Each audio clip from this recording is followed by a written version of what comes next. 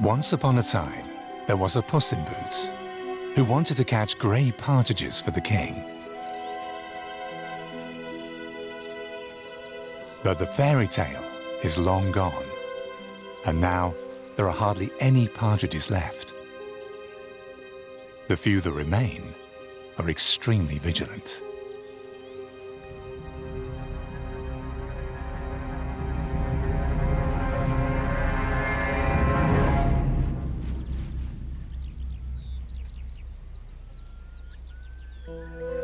That's why the tomcat is left to catch mice. But as to why the birds of the countryside are vanishing is a long story. Dreaming of birds up in the sky, wishing that I could sing and fly high like a lark, working in a dark, rich like a thrush, up on a brush. Don't fly away, don't fly away.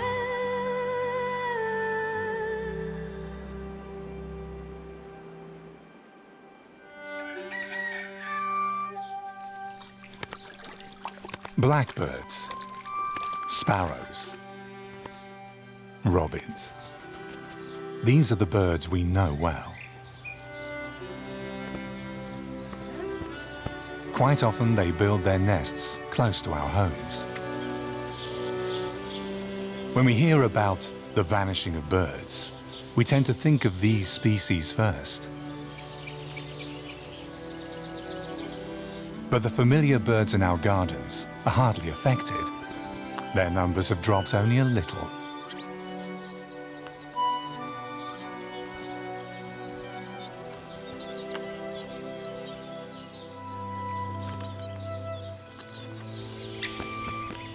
Most of the forest birds that also live in our parks have only decreased slightly. Eagle-owl chicks are spotted even more often these days.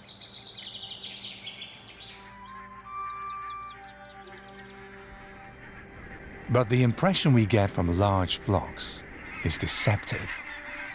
Barnacle geese and other large birds are only on the rise because they are well protected. The number of all birds in Europe has plummeted by around 420 million since 1990, a decrease of 20%. One group is hit particularly hard: the farmland birds, such as lapwings, barn swallows, and skylarks. But what has led to their disappearance?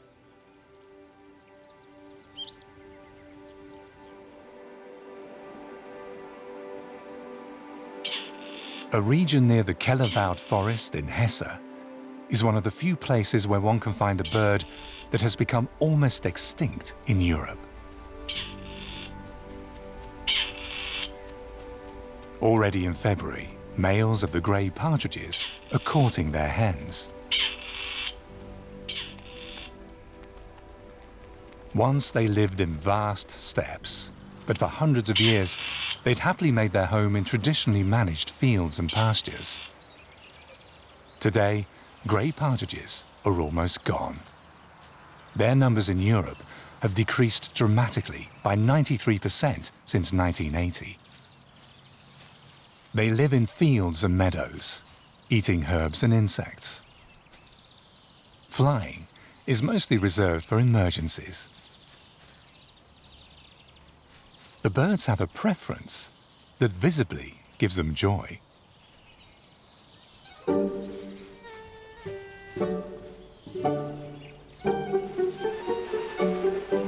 Grey partridges don't think much of water. Their bath time routine is the sand bath. The sand trenches are ideal. The birds keep coming back until the sand has been ground to powder that will reach every last inch of the plumage.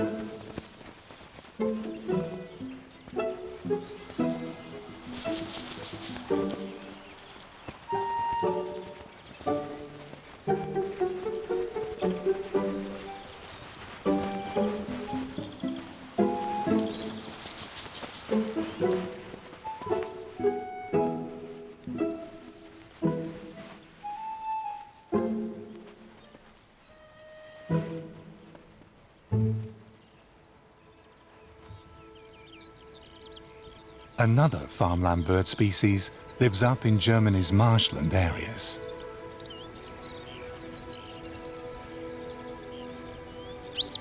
A male yellow wagtail is taking a break.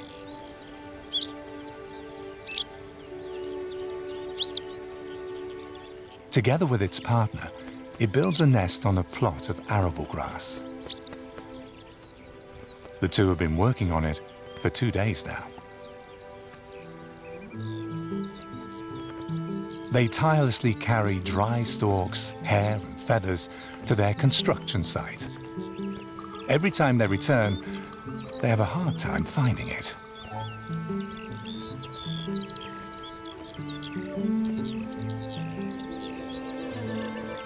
The nest is perfectly camouflaged. However, even the best hiding place does not help against the greatest threat that the yellow wagtails have to face on the field. It's early May, time for the first mowing. The farmers harvest the grass to make high-energy silage feed for the cattle in the cowshed.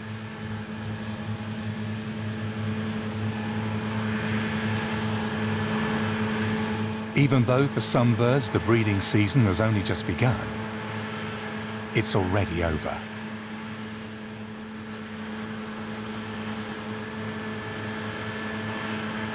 Within a few days, all plots in the region are mowed.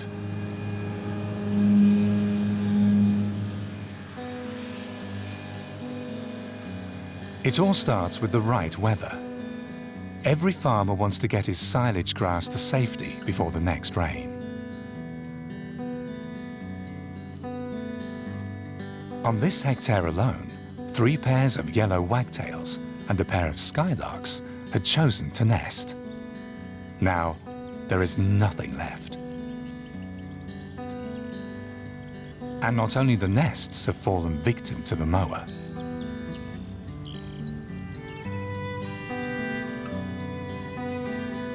Two fawns were caught by the machine.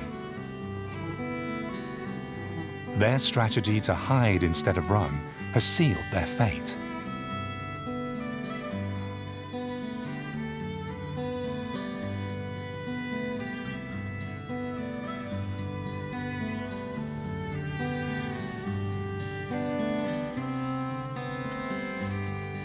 In the evening, the mother returns. She's looking for her fawns.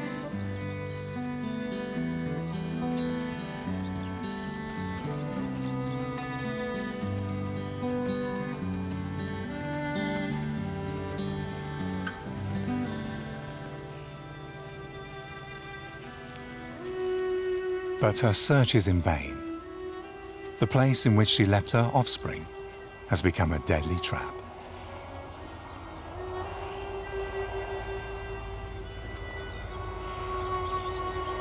Many roe deer mothers share her experience these days.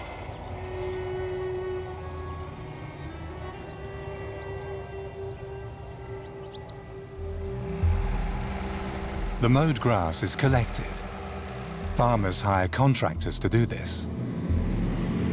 The special machines are expensive and wouldn't pay off for a single farmer.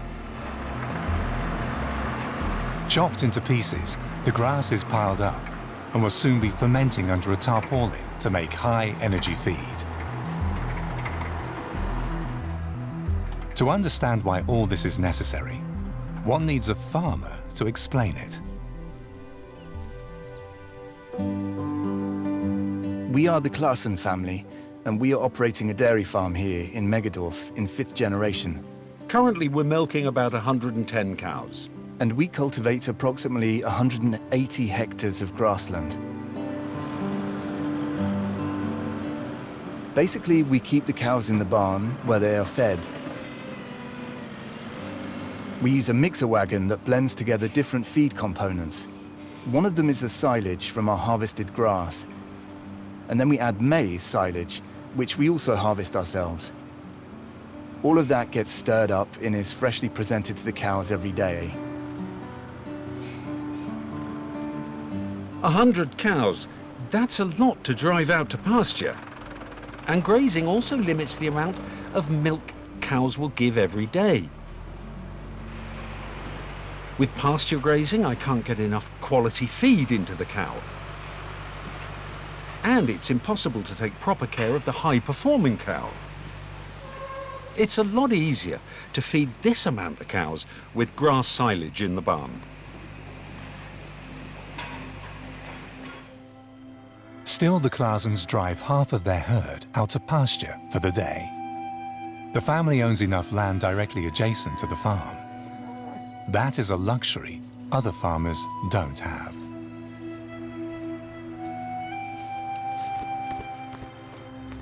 In the region lives another farmland bird whose nests often get destroyed by mowers or plows. The lapwing. Its losses are dramatic. In Europe, more than half of its population of 1980 has gone. The numbers in Germany are down by 93%. In spring, the males fight for the best breeding grounds on fields and grassland. The ones who can convince a partner are allowed to mate.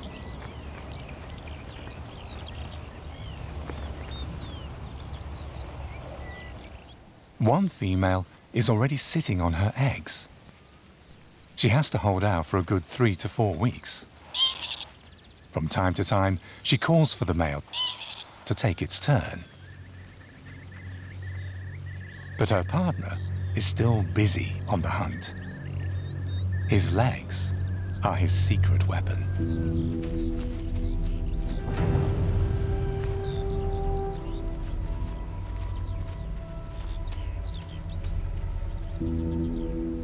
With soft vibrations of one foot, he lures worms to the surface. Foot trembling is the name of this hunting method. It takes sophisticated technology because even worms have a fighting spirit. The female has been calling for more than 10 minutes. At some point, she decides that she's had enough. By now, the fight has lasted about 20 seconds. Worn out, the worm gives in. Finally, the male notices the empty nest and heads its way.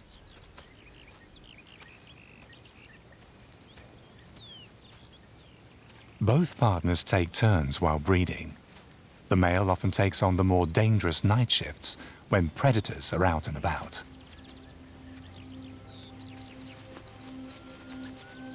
The female did not take her eyes off the nest. Now she can relax and go hunting herself. That lapwings more and more often lose their nests during mowing is due to the fact that agriculture has changed a lot in recent years. I'm 23 now, and in my childhood, the number of cows was completely different. Each farm had its 30 or 40 cows. The big ones had 50. The difference between big and small was not as large as it is today. These days, people tend to say that our farm, with 110 milking cows, is a small farm. A large farm today has a number of cows from 500 or 600 up to 1,000 or even 2,000 cows that are being milked. These are enormous numbers. They have shifted completely. If you look back a few years further, the difference is even bigger. In 1959, the German wildlife cinematographer Heinz Zielmann was filming in Schleswig-Holstein. At that time, farms were still in the middle of a village, and cattle were driven through the streets every day. The mowing wasn't done until summer, and then only for the harvest of hay. Nobody needed grass silage. Mowing with horses meant that humans were still in direct contact with nature, even when small tractors were introduced. The nests of the farmland birds were usually noticed. Bird parents and chicks were able to move out of the danger zone. Today, things are different. Agriculture often takes the form of an industry. The harvest takes place over a large area and within a very short time. Hardly anything remains. There is no room to get away from the tractors.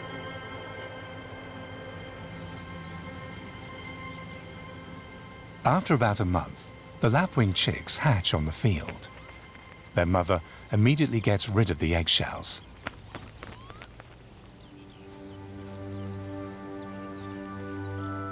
After a while, all 3 chicks have hatched, each with a body weight of just under 20 grams. Although they are precocial birds, they still get warmth from their mother. Barely hatched, the oldest is already looking for food. The chicks have to take care of themselves right from the start.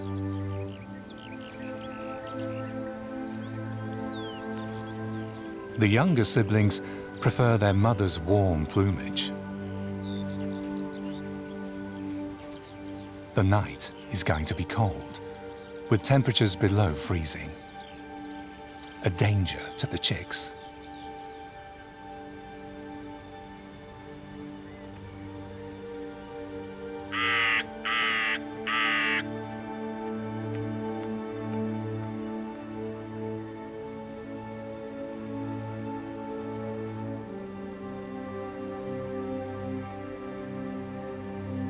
Come morning, the grass is covered with hoarfrost.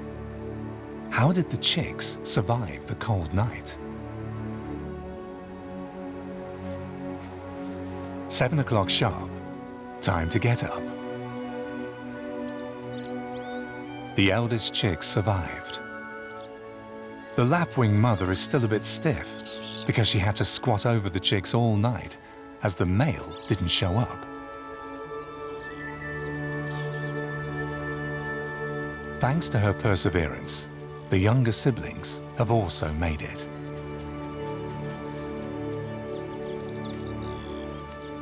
There is only time for a quick breakfast because the family has big plans for today. The mother will lead her young to a place where there is water, and that could be hundreds of meters away.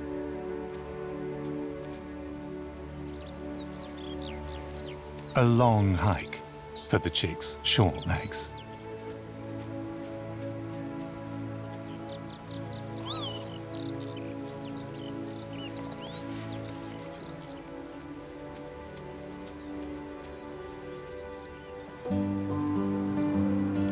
The Klaasens operate a conventional farm and take part in the local bird protection programs.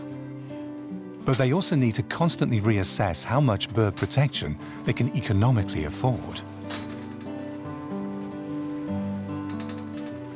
I have now reached the decision that I would like to continue running the farm after I'm finished studying, and then also take it over.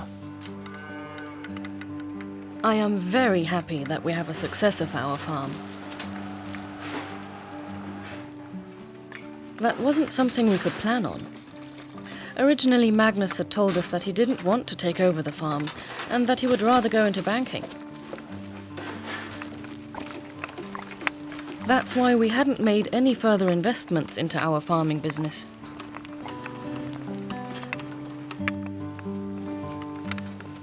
So then we said, okay, we basically have to support an additional family with the farm's income. That extra family is me. In order to be able to pay for that, we needed to deliver more milk, and that meant we needed to milk more cows. So we decided to buy a new herd of cows. And we invested in a milking robot. To make room for it, we of course had to add an extension to our barn.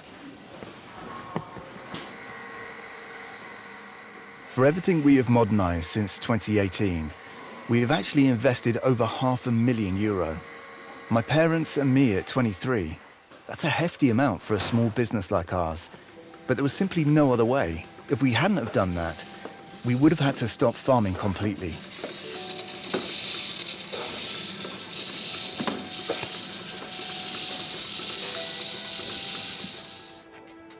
That is quite a lot of money that we have invested. A loan like that shouldn't scare me. I just hope we can pay off everything.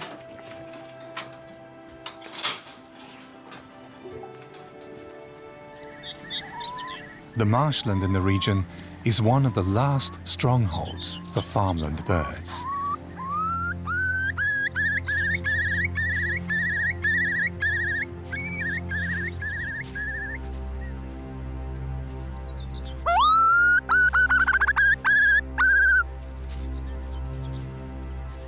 There is one species that breeds here that is hardly found anywhere else. The curlew. There are just over 10,000 breeding pairs in Central Europe.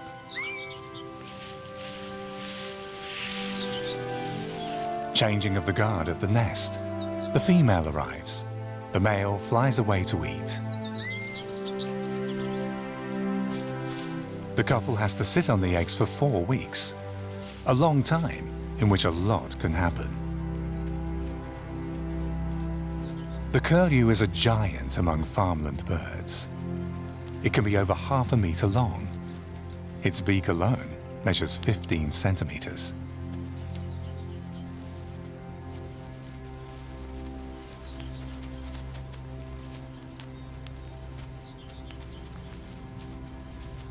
This curlew is lucky. It breeds on a plot of the Klaasens, and the farming family is aware of it.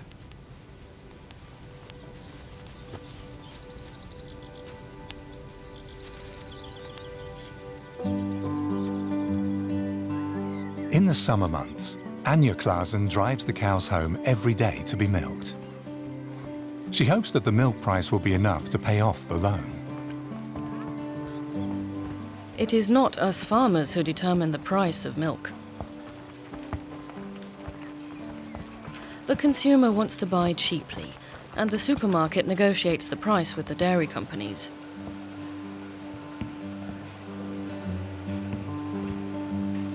That is certainly the reason for many farmers to milk hundreds of cows.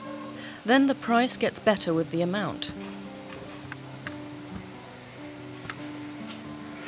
Economic pressure certainly plays a bigger role in the fact that many farmers are going out of business.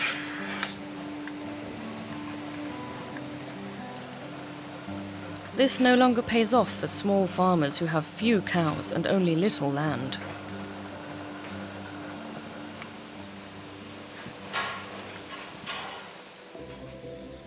Farms closing down and the decline of birds, both are consequences of economic pressure. Regularly, farmers are protesting against the pricing policies of large grocery retailers.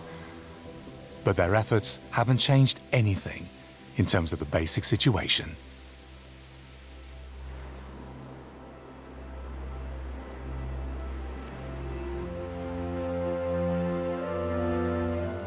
On Klaasen's grassland, the curlew chicks have hatched. The survival rate of the chicks, even in this area, is only about 30% on average. That makes every chick very valuable.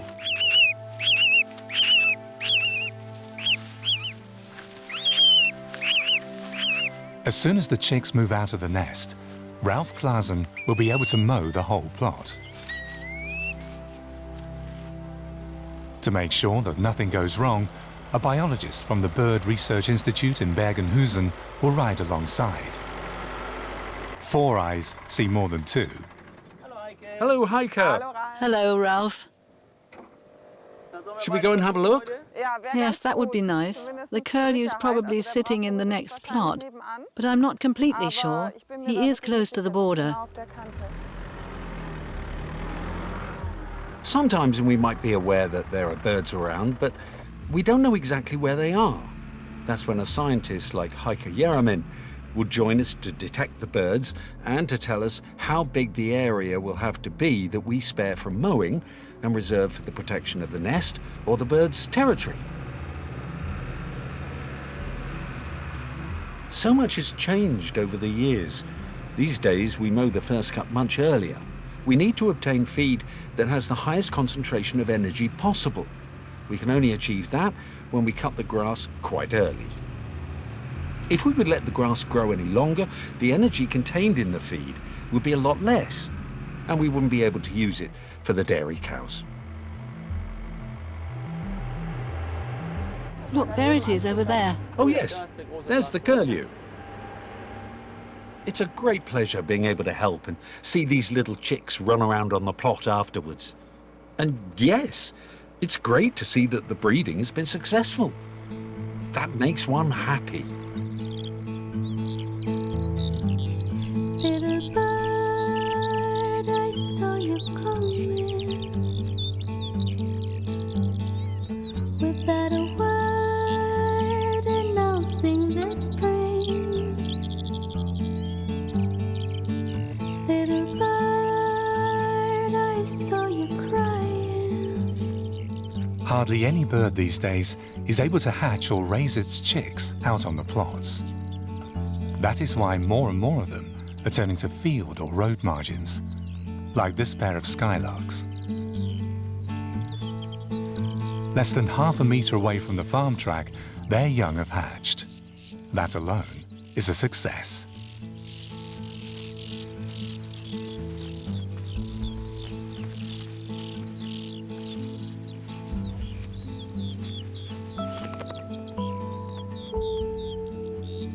Skylarks breed several times a year. Even when a nest is mowed over, they will try again. But in order to maintain a sustainable population, a pair must successfully raise more than one brood per year.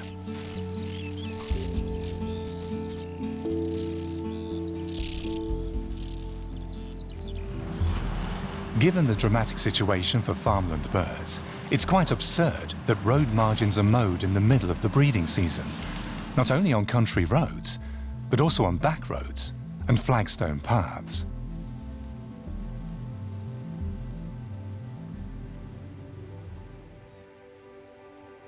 On the edge of the Kellerwald forest in Hesse, farmers also mow their plots. At the end of June, it will be the third cut that they are harvesting. At this time of year, it often affects the grey partridges. Fortunately, there is a small partridge initiative the farmers can turn to. Private individuals try to save as many eggs from the nest as they can.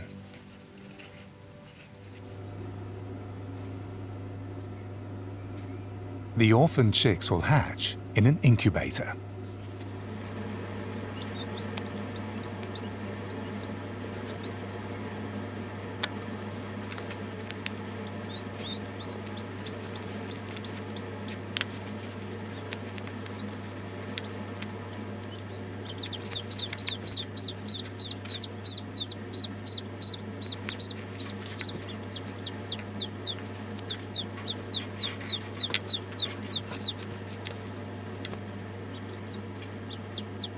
The rearing of the wild partridge chicks is an emergency solution.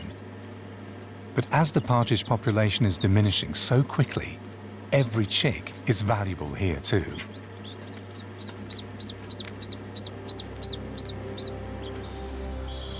Outside in the fields, another measure is showing its effect.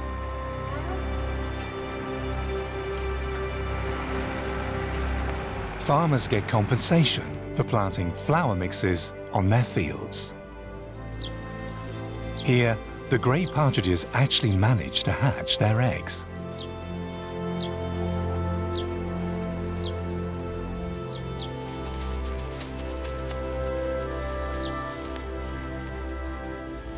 If the flowering blocks are large enough, they will not only provide food, but also cover against predators and birds of prey.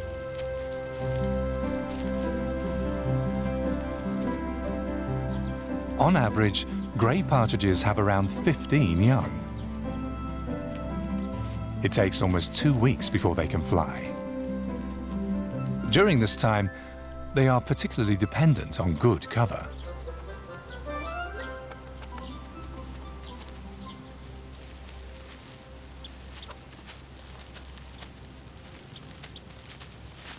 Adult grey partridges feed largely on greens. But the chicks need animal food, spiders, worms, and insects.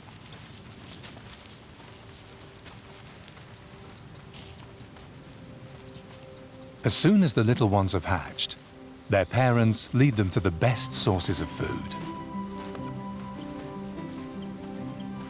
Especially in the first few weeks of their lives, the young birds need protein-rich food.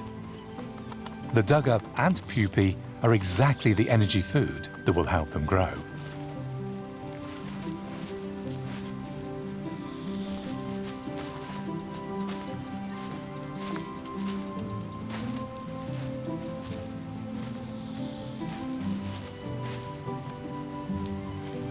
After a quarter of an hour, the chicks are so exhausted from feeding that they need a rest.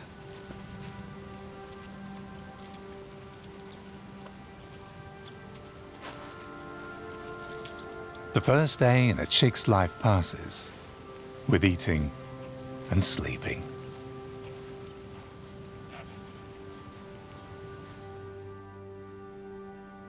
Outside of the flowering blocks, it's not just frequent mowing that makes survival almost impossible. Just how little food the birds are able to find on agricultural land is shown in a study by the University of Göttingen. So now we're going to weigh you. Please behave. 29.3.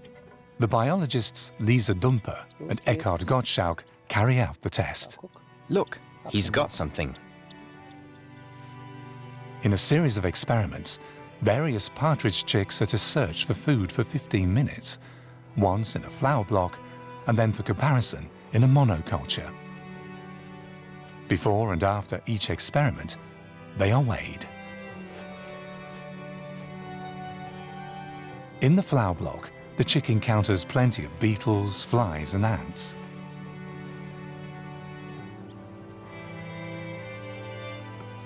So, it weighed 29.3 and now it is 29.7. It has gained 0.4 grams. With a new chick, the test now starts in the monoculture. 28.8. Here we go. Now on the wheat field, the chick also has 15 minutes to feed.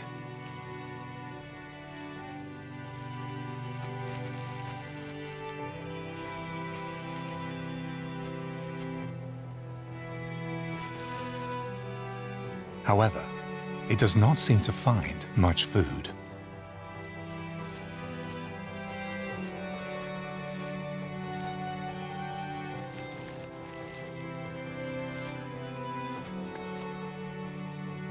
How are we for time, Eckhart? Sorry? How long do we have left? Yes, it's over. The 15 minutes are up. 28.7. This one has lost 0.1 grams. After only 15 minutes, the chick has lost weight. The result is alarming. In the monoculture, the chicks are consuming more energy just by foraging than they are gaining from the food they find, leading to them starving to death. Up to the horizon, nothing but monocultures. This is what our agriculture looks like. The grain grows to be so dense that hardly any light reaches the ground. In addition, herbicides are sprayed intensively. Other plants don't stand a chance here. On the arable land in organic farming, arable weed species grow under the grain as they did in the past. Here, birds and insects will find food. Bird experts estimate that a larger share of organic farming in Europe would save the farmland birds. But so far on the continent, it's only at 4%. It is the spread of one plant in particular that has heavily contributed to the increase in monocultures. Farmers grow maize to produce energy in biogas plants. What might be good for the climate, however, is bad for biodiversity. Since 1975, the cultivation of maize throughout Europe has increased by 200%. The area where maize is being planted has become larger and larger.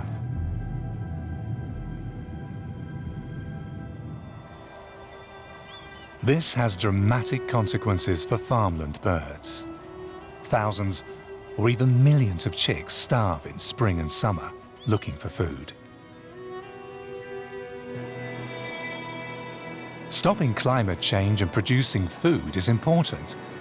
So in comparison, how important is it to save the birds? In addition to their role in the ecosystem, they've always been important indicators of the state of our environment.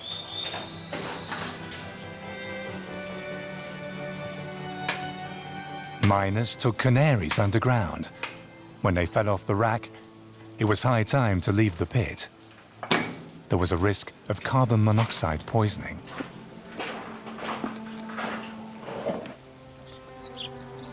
Birds have also warned us of life-threatening dangers posed by agriculture.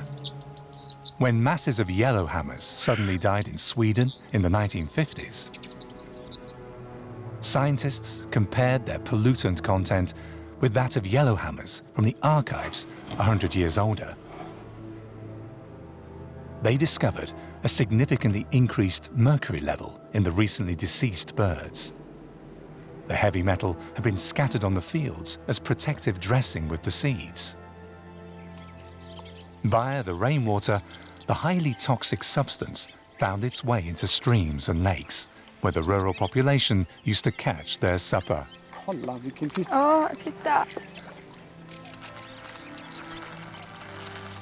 Because the mercury accumulated in fish, the Swedish government advised the population not to eat fish more than once a week. Hej gullunga! Hejsan! Var har ni varit? Älskling, kolla vilken fisk vi har fångat. Ollala! Den får du ju slänga. Det får bli det här. Many anglers had to dispose of their proud catch. Varsågoda. Although they were left with only crisp bread for a while, many lives were saved. Today, mercury is completely banned in Sweden. But there are still poisons that are widely used to kill plants or insects.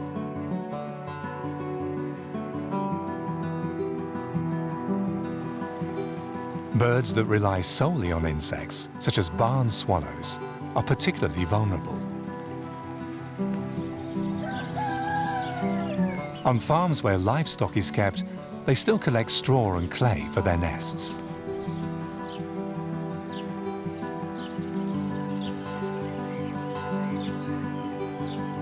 If pesticides are sprayed there, their breeding success also decreases, as Dutch studies show.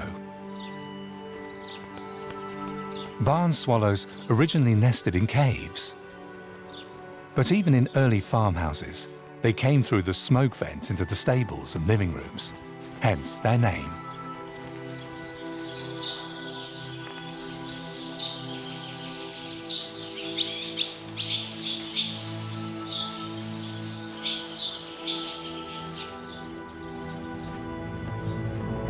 The breeding season brings stress. Quarrels with neighbours are common.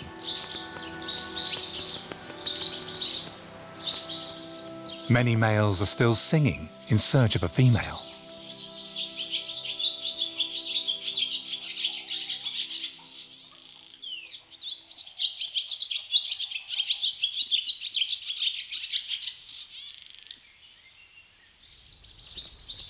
A few weeks later, the first chicks hatch. Both parents now have to constantly bring in masses of insects.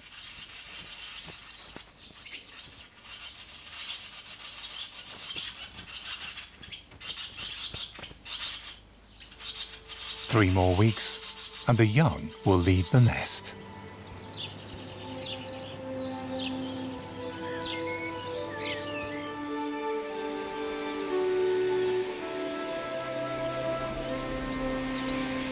During bird migration, huge flocks fly across the country. One gets the impression that the number of birds is infinite. But in fact, there are only 2 to 3 birds per inhabitant in Europe today. 30 years ago, there were 4. Even starlings are becoming fewer and fewer.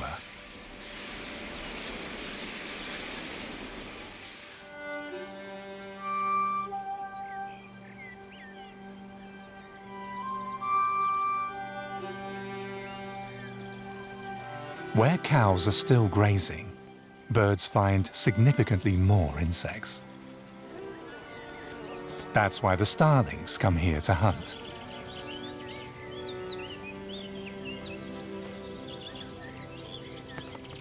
They return to the nest with plenty of prey. An apple tree on an organic farm is the perfect location. The chicks double their weight within the first 3 days. Without the nutritious insects, they would perish.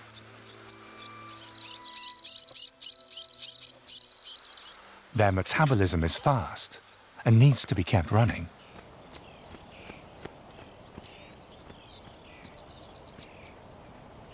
The adult birds feed their chicks for 2 to 3 weeks.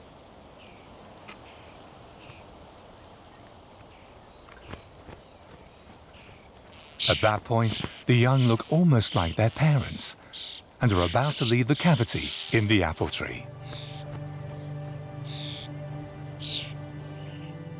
In the marshland of northern Germany, another cause for the vanishing of birds becomes apparent.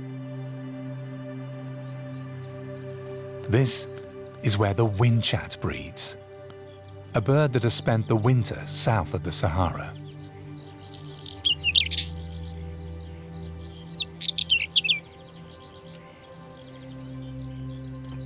This couple got their chicks safely through the mowing season because they had built their nest underneath a pasture fence. Windchats are among the biggest losers of the EU's Common Agricultural Policy, with losses of more than 88% in Europe since 1980.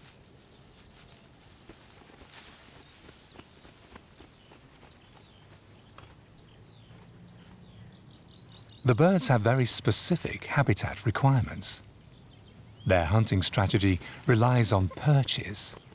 Without those, they're not able to forage, and without food, they cannot breed. On modern grassland plots, hardly a single stalk remains, and certainly no thistles. In addition, in 2009, the EU abolished a regulation that obliged farmers to let part of their land lie fallow. So today, the male windchat has to travel to the neighbouring nature reserve to find food. On these patches of fallow land, it's easier to hunt, and there is more prey to be caught.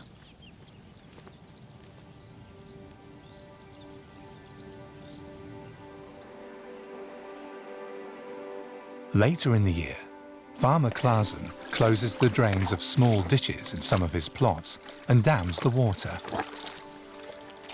He gets compensation for doing it. The birds are rewarded with prey found in the wet conditions. The birds need a good source of food, otherwise they won't try to raise their offspring here. So of course, it's an indication for me when the birds nest with us. It tells me the conditions are either optimal or good. Soil life is extremely important for agriculture. For example, to ensure a good oxygen supply to the soil. So all the insects that live out there are essential. In the end, we make a living off the soil. In other words, the soil, that is our grassland, provides our cattle with the grass they need to produce milk or meat. These insects and microorganisms play an important part in the life cycle of plants, partly because of the pollination, because of their mere existence or their recycling of residues, it would be critical and dangerous for the entire world population, not only for us humans, but also for animals, if this pollination no longer took place. At every dining table, one can see what the consequences would be if pollinators and soil insects were eliminated. There would be no coffee, cocoa, or chocolate. Fruit like bananas, apples, or grapes would no longer grow. Vegetables would be eliminated, peppers and tomatoes, for example. Even meat and dairy products would not exist without food for the cows. And fabrics made of cotton would no longer exist either.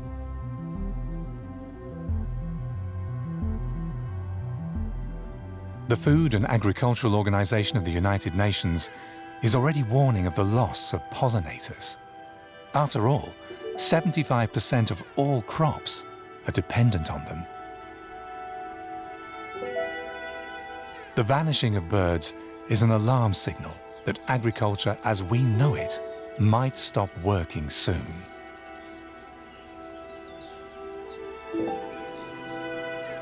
Even the mere fact of losing the birds could itself become a problem for us.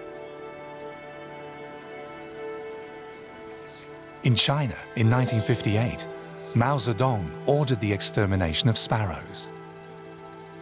The regime and the people were made aware too late that the birds not only eat grain, but also many insect pests.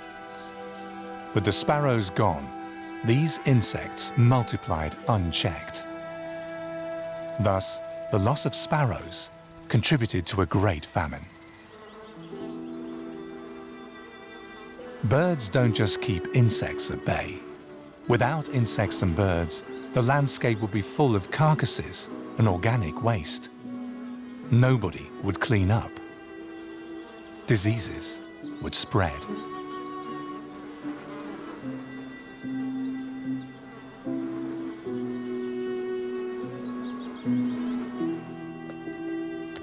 We need the birds because even our very survival may depend on them.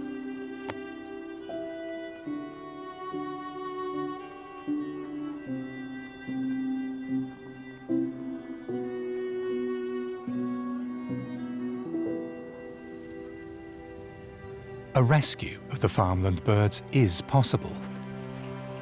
This is shown by conservation projects like the one on the edge of the Curlew forest in Hesse.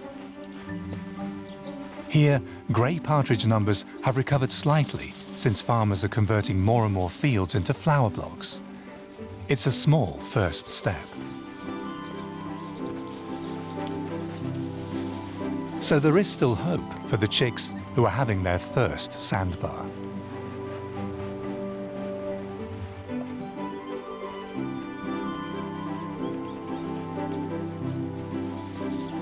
It doesn't take long, and a few join in, simply driven by instinct.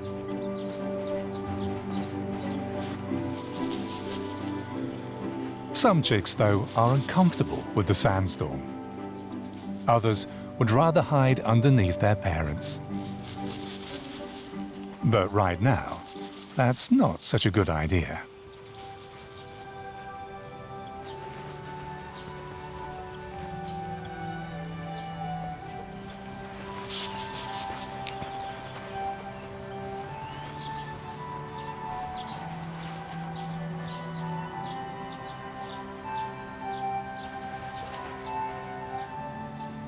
Planting flower blocks is one option to help farmland birds recover.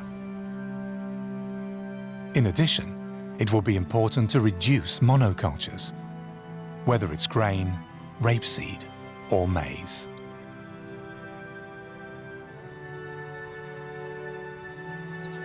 Fallow land could be created by reintroducing the EU's set-aside premiums. A higher proportion of organic farming with a diverse vegetation of arable weeds would also be helpful.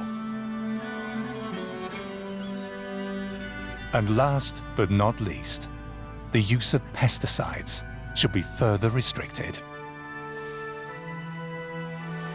I believe that there is still a lot to do for the protection of birds, and that it's also necessary.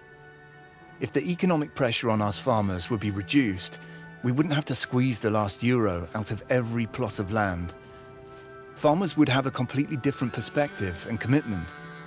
We would be able to support measures in a different way, out of our own conviction, and we could help shape them. The dynamics of the protection of birds would be different. If farmers, environmentalists, and politicians would work together, the farmland birds would have a chance. Their survival depends on what we eat and how it is produced. We all have an influence on that. Dreaming of birds up in the sky, wishing that I could sing and fly high like a lark, wakening at dark, rich like a thrush up on a brush. Don't fly away, don't fly